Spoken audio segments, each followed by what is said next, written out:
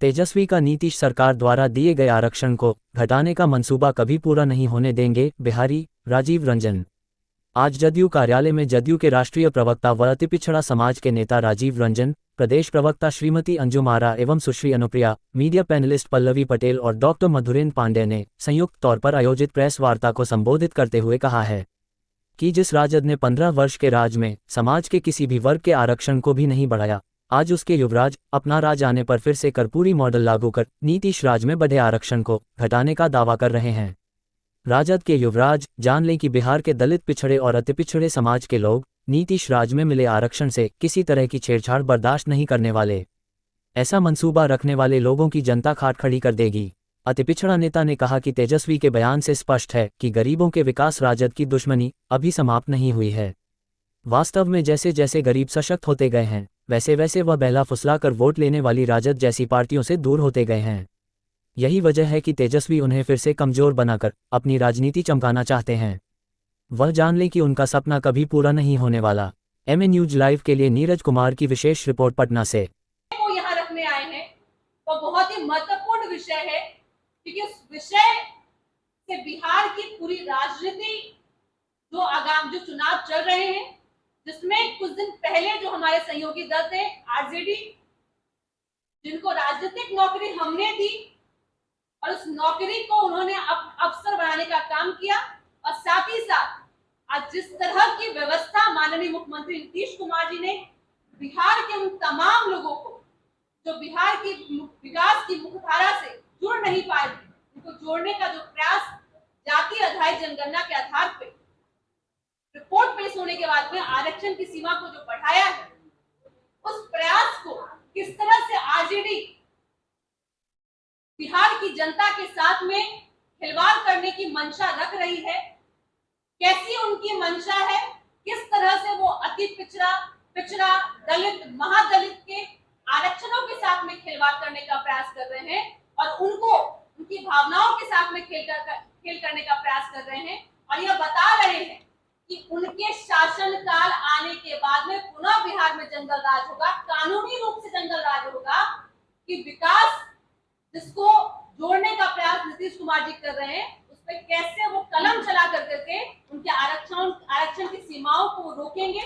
इसी मुद्दे पे आज हमारे राष्ट्रीय प्रवक्ता राजीव रंजन सर बोलेंगे। उसके पहले अंजुम जी से मैं आग्रह करूंगी कि विषय के बाद कांग्रेस ने कर्नाटक या दूसरे जो कांग्रेस शासित राज्य है वहां धर्म के आधार पर आरक्षण दिया गया है, तभी से ये बात चली। और जब नेता प्रतिपक्ष से ये सवाल पूछा गया आप लोगों के माध्यम से, तो वो विषय को मुझे लगता है कि उन्होंने नहीं समझा और सीधे उन्होंने कर्पूरी मॉडल की चर्चा की। कर्पूरी ठाकुर साहब ने जो अपने शासनकाल में आरक्षण दिया था उसकी चर्चा की।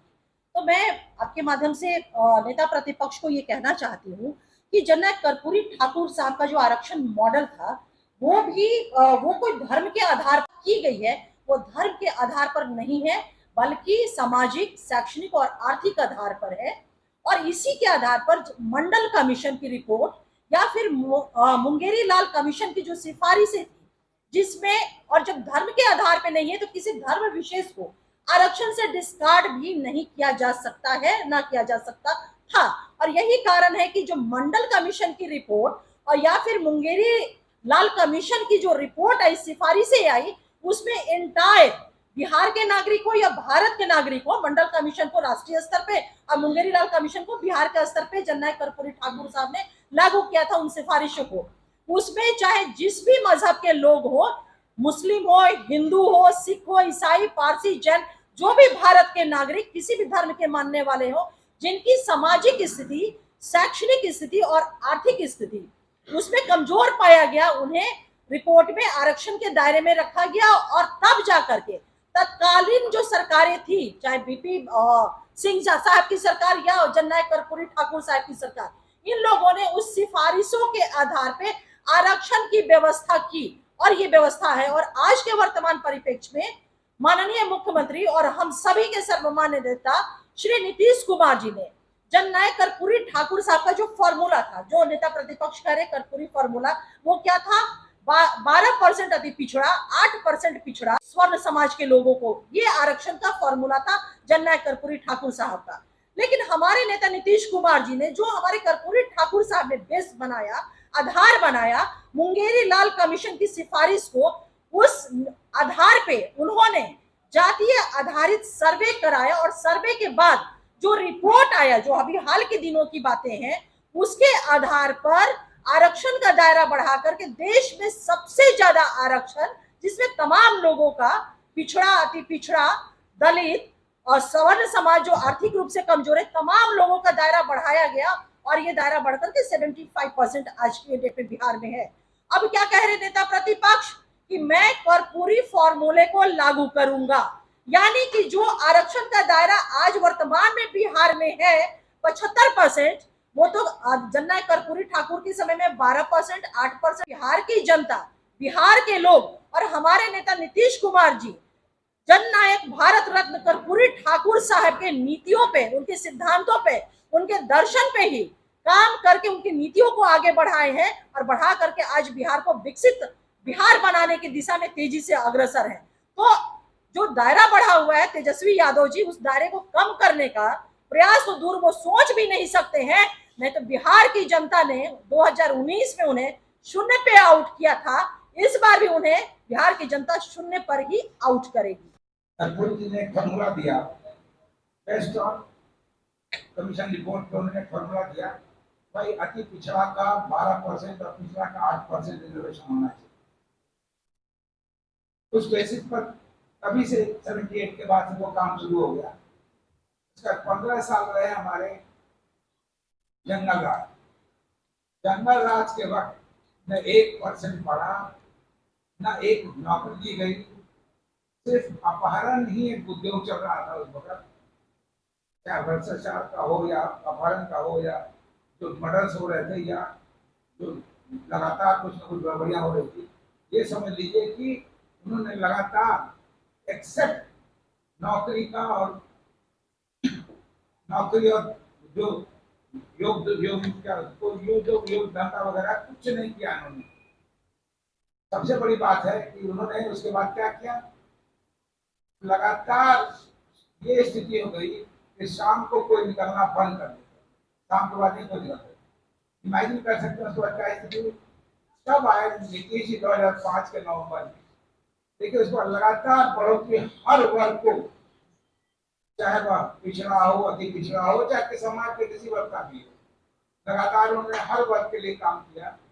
और उतने ही नहीं है, एवं रिजर्वेशन में भी पहला चरण में उन्होंने बढ़ाया, चूंकि उन्होंने देखा पॉपुलेशन सबका बढ़ गया है, उन्होंने 8% को 12% कर दिया ओबीसी को, और एबीसी को 12 से 18% कर दिया, बल्कि एससी अनुसूचित जाति को भी 15 से 16 कर दिया। तो आप देख रहे होंगे कि लगातार क्या करते हैं वो बढ़ोतरी हुई है। उसके बाद थर्ड फेज में उन्होंने ये किया कि जब जैसी जाति जनगणना हुई, अनुरूप जैसे जैसे बढ़े हुए थे, चाहे वो ओबीसी का हो, ईबीसी का हो या एससी का हो, किसी का भी हो, लगातार उन्होंने बढ़ा दिया। उन्होंने 18 और 25 कर दिया, 18% कर दिया ओबीसी को और 25% कर दिया ईबीसी को। ये पहला राज्य है जहाँ एससी को भी, अनुसूचित जाति को भी 20% का रिजर्वेशन, ये पहला राज्य पूरे देश में। और आज सही कहा करते हैं अनु जी ने और अनुमाना जी ने कि आज पूरे देश में हाईएस्ट 75% का रिजर्वेशन बिहार में किसी दूसरे राज्य में नहीं है। बिहार एकमात्र राज्य जहाँ 75% रिजर्वेशन है। उसके बाद सोच लीजिए क्या क्या इन्होंने कहा कि भाई हम लोग चाहते थे इसको प्रॉपर वे में इम्प्लीमेंट करना। उन्होंने, मेरा अपना असेसमेंट है ये जो मैं समझता हूँ कि अगर रिजर्वेशन रहेगा तो उनका जो एक चाल चलन है, काम करने का तरीका है कि नौकरी की जगह जमीन वो उनको नहीं मिल पाएगी। इसलिए उनको उनकी सोच ये होगी कि कम से कम रिजर्वेशन हो तो हम एक फॉर्मूला दूसरी जगह अपना सकते हैं। मैंने कहा भी कई जगह पे कि भाई ये कहते हैं कि हम नाबालिग थे तो हमको जमीन दे दी गई, ठीक है मान लिया, अब बालिग हो रहे हैं, आपको कौन कह रहा है कि नीतीश कुमार एकमात्र नेता है पूरे बिहार में जो समाज के हर वर्ग के लिए काम करते हैं, हर वर्ग के लिए आगे बढ़ाते हैं, और कोई दूसरा आदमी नहीं है इस स्टेट में। अभी जो बता रहे हैं, जहां भी मैं जा रहा हूँ तो दिन भर कुछ न कुछ हमारे दो युवराज हैं, पहले युवराज कांग्रेस पार्टी के, जिसमें 12.5 लाख करोड़ रुपए का ऑलरेडी उनके खिलाफ चार्ज लगा हुआ है, यानी भ्रष्टाचार के युवराज। दूसरे युवराज कौन है? हम नहीं कह रहे जंगल, कोर्ट ने कहा जंगल राज के युवराज। अब उनको समझ में नहीं आता है कि पढ़ते नहीं है, किसी से बात नहीं करते, मुझे नहीं पता, तरह तरह का बयान, लॉजिक जिसमें कोई लॉजिक नहीं है, इलॉजिकल बयान लगातार देते रहते हैं। मैंने कहा था भाई, आप बिहार में रिजर्वेशन को 14 करोड़ जनता को आप किसी हालत में भी रिजर्वेशन कम नहीं कर सकते। अगर करेंगे तो बिहार में हंगामा हो जाएगा, लेकिन उनकी जो सोच है, समझ है, डेफिनेटली वो कम करेंगे। और 75% जो हम लोगों ने किया है, उसको 23-26% जैसा मैडम कह रही थी, वही कर देंगे। उसको हम लोग किसी हालत में नहीं मानेंगे, चाहे कुछ भी हो। 14 करोड़ जनता हम लोग के साथ है, और उसमें से 100% लोग इस पर हम लोग खिलाफत करेंगे। अगर वो लोग कम करने की दोबारा बात करेंगे, उनसे पूछिए आप लोग जाके, भाई आप क्यों 26% करना चाहते हैं? जब नीतीश कुमार ने उसको 75% कर दिया, तो 23